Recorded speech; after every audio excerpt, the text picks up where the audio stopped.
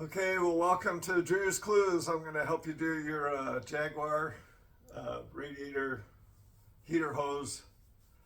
It's a big issue on these, hard to do. Your hands are going to get cut up on your forearms. I wore gloves, I wore protection, I used a bunch of tools.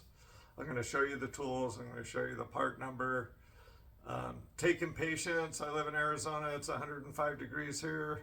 While I was doing this project, so I'd get out in the morning, do a little bit in the morning, taking clamps off, cutting the hoses. I actually cut each section of the hose apart on the old hose in order to access the clamps, give myself a little bit more room. If you just take the hose completely out of the way, that's what I learned in auto body. If you want to change a quarter panel, cut the old one off. Make sure you know where you're going to cut it off, but cut it off to where you can access parts. It makes it way easier, saves a whole lot of time trying to manipulate your hands in there. I call it car origami. Having your hands in these all twisted places. I tried to get the camera at the right angle to where you could see me working on the car, but a lot of it is by feel. You have to put your hand in a lot of times I went to art school, we put our hand in a plastic, in a paper bag, and try to feel objects in a bag and then draw them, right? This is kind of what it's like working on a car, is you don't always see the part that you're trying to get to. You can look at it with a flashlight, but when you actually go to work on it with your hands, you're not going to be able to touch it. The labor rate on the Jaguar is about $200 an hour.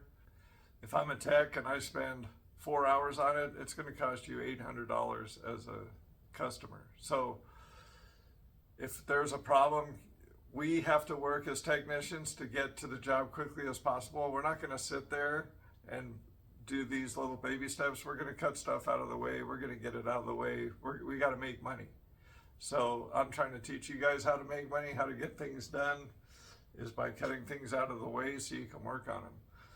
And knowing the part, having the part in your hands before you work on it is going to save you a lot of time. So don't even start this project until you've ordered the part and you have it and you know exactly what you're looking at.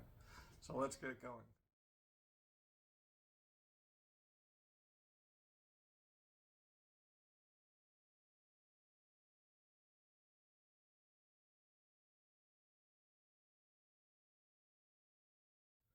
Okay, and these are the basic tools that I used. You can get these at any tool store. You don't have to get name brand stuff. A long screwdriver, a Torx bit, a Phillips head. This is a great tool for getting the hoses off of the clamps. Different pick sets. You can get these cheap at the hardware store. This is a good tool for taking off hose clamps. They make all different kinds of hose clamps. This works. Your ratchet goes right in here, and as you tighten it, you squeeze those clamps. 8mm on a socket, deep socket, pair of vice channel locks, cut the hoses with, small needle nose. These are medium, long, short, and then a pair of cutters, side cutters that I also use on clamps if I can get them on there without cutting them. So just the basic tools. So this is what the part's supposed to look like, with different couplers on there that just click onto an aluminum hose. A couple of clamps. But what Mickey Mouse and Goofy did over here was kind of make their own little device, which didn't work. So we're replacing it. So this is why I'm replacing the hose. This was the repair that was made. They put in a piece of plumbing pipe with a couple of clamps and another one when it's supposed to have this kind of a fitting. So the water was leaking past here because it can't clamp onto the aluminum tube. Plus this was rotting from it getting too hot. So the pipe broke inside the pipe. As I tried to see what was going on with this part, then the next kink in the chain broke. So that's why I'm replacing it with this aftermarket piece from Amazon. So Looks to be way better than what I have going on right now, but when you buy a used car, these are the kind of problems you find.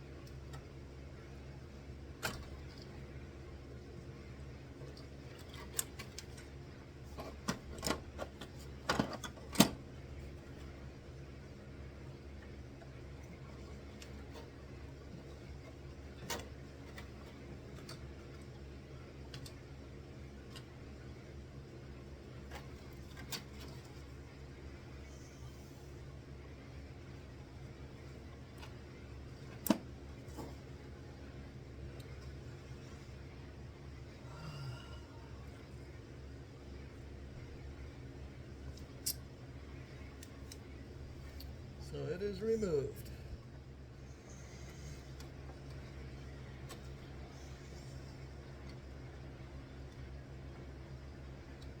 I'm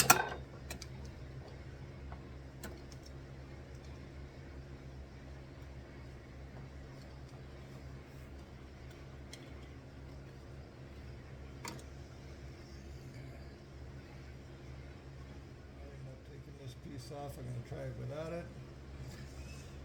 And we're just going to try to remove these clips back just a hair so that we can make it easier to fasten.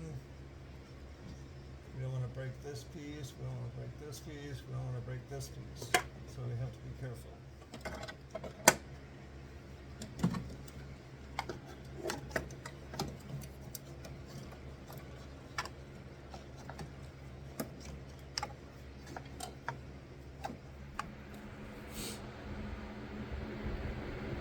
Okay, so that connector just clicks right onto the aluminum hose.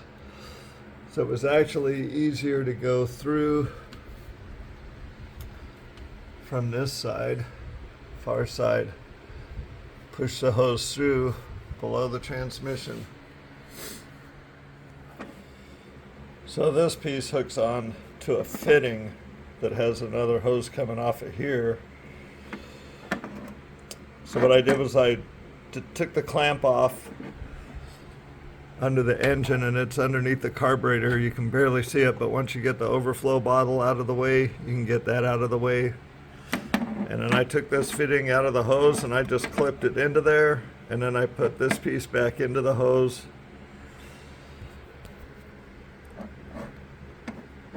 So I had this hose, this was on the hose right here. And so as it sits in the car, it's going over the transmission. So the other hose is sticking out underneath the engine block with this fitting on there that goes into here, but I couldn't push it hard enough. Couldn't push it hard enough on the car, so I had to take this fitting off to then push this fitting into this fitting, and then I could hook it back into the hose. So that was the hardest part of the whole thing. The hose on the other side with the green clips, it just slid right onto the hose. So you can see how bad the hose was. And so this other part broke as I was trying to fix other parts. But it's not impossible, it's just a car origami, putting your hands in a very tight space. And you can see my hands took a little bit of a beating.